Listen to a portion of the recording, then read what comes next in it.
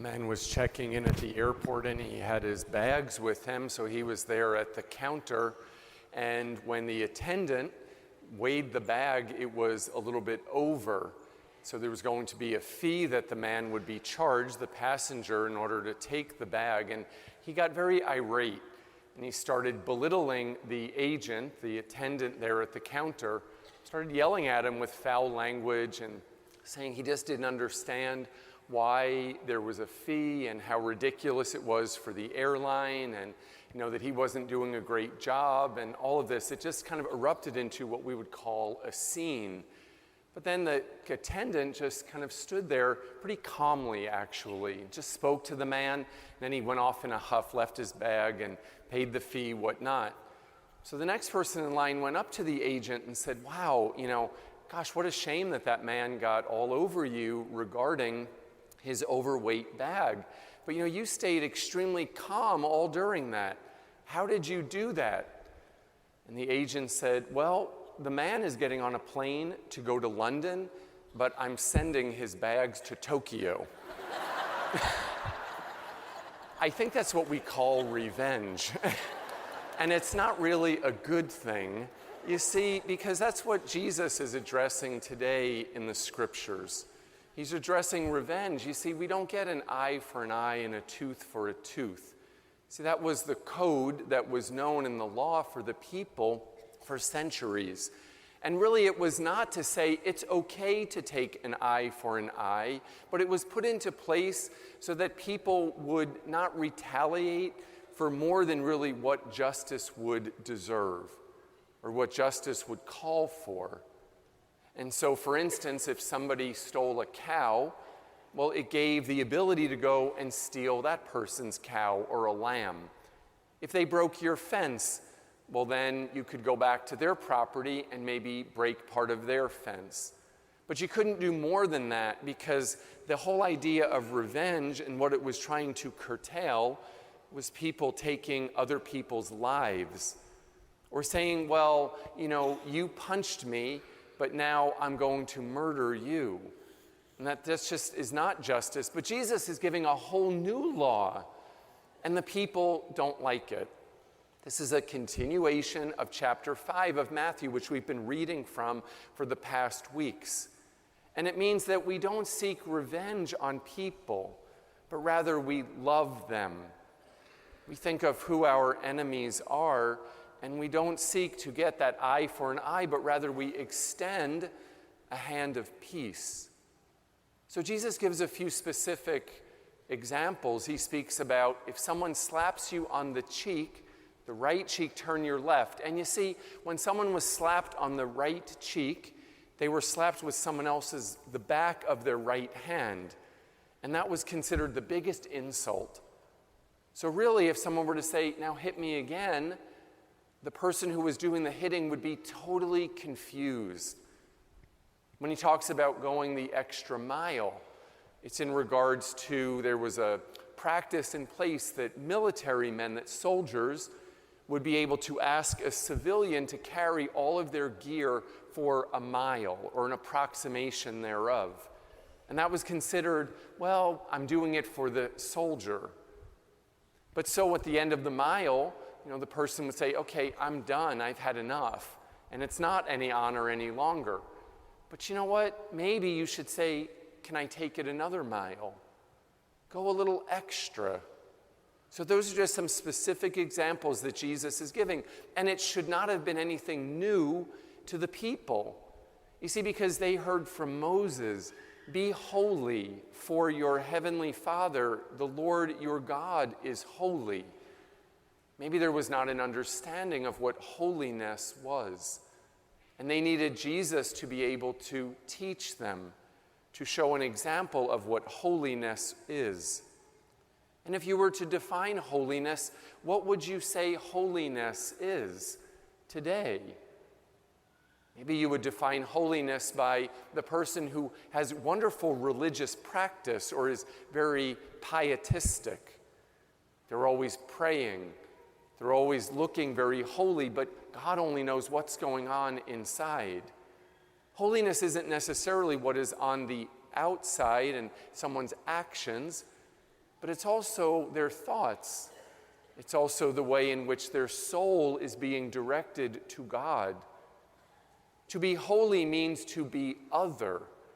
So we know that to be holy is going beyond our human capacity.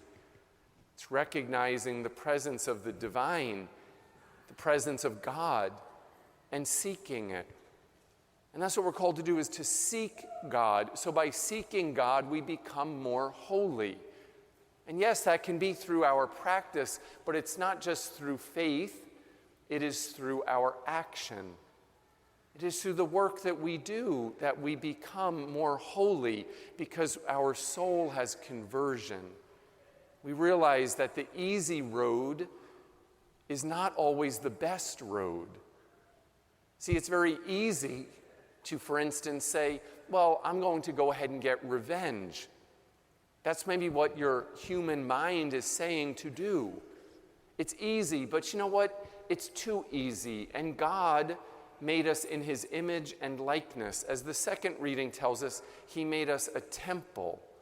And your temple is holy. And because your temple is holy, he expects more from us. So even though the revenge, sending the bag to a totally different place so that the guy gets all aggravated and agitated when he arrives and his bag is not there, that's like childish. And God calls us to grow up from that as a disciple and to say there's another way. And that other way is to seek perfection. That other way is to, yes, allow justice to be done, but not to be able to seek revenge. And what example do we follow? Because you see, the people were totally confused by this. They did not understand it, and they were grumbling probably when Jesus was talking, saying, what do you mean, carry the gear for another mile? What do you mean, turn the other cheek? What do you mean, give my tunic? I need it. It's all about me. You see, holiness says it's about the other. It's about following the example of God. And that it requires effort. That requires work on our part. It requires saying, how can I be more holy? And for the people who were very confused by that, it would have to make us wonder, maybe they did not really know God. Maybe they did not understand God the Father. They were ready to throw the Messiah off a cliff, put him on a cross. What they did to him, it was atrocious. But it was, yes, cruel, because they were trying to seek revenge on Jesus. But it also says they did not understand the gift of the Father. They did not understand God who had created them, what he created them to be. And they did not understand what example to follow. It does not get any clearer than the human example of Jesus Christ.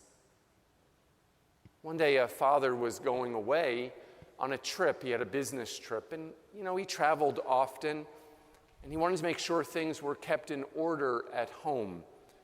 And so he told his oldest son, now son, when I'm away, I need for you to do the best that you can, to really do some things, to keep the household together. The son was like, well, what do you want me to do? And the father said, I want you to do the things that I do here around the house. I want you to keep things together. So the father went off on his business trip, and then he came back, and he asked his wife, the boy's mother, he said, now, tell me, how did our son do when I was gone? What was his behavior like? He was thinking, wow, real proud of himself, like I had inspired him to do some great things because that was what he perceived he was doing. And the mother said, well, his behavior was very strange. You see, every morning after breakfast, he would make a cup of coffee. And he went into the living room and he sat for an hour and watched TV and read the paper. And then he started yelling at his little sister. And the father was like, really? Oh, I'm kind of surprised. What else did he do? He said, oh, well, every night he would kind of just put his feet up, not do any work around the house. He didn't bring out the trash, he didn't unload the dishwasher, and he didn't put the little ones to bed. He was just kind of lazy. It was just kind of different than what I really expected. The father thought, wow, I guess that's what I do. Not a good example. You see, folks, we have a great example in the person of Christ. We have a great example in how we live our lives, in how we deal with conflict, in how we are called upon to love. It doesn't get any better than Jesus Christ. If we're looking for holiness, we can develop a deeper relationship with Him. And perfection may be far, far off. Be perfect as your heavenly Father is perfect. We may never achieve that perfection till we stand at the gate of heaven and God makes us perfect. But here on earth, each day, at least we can try.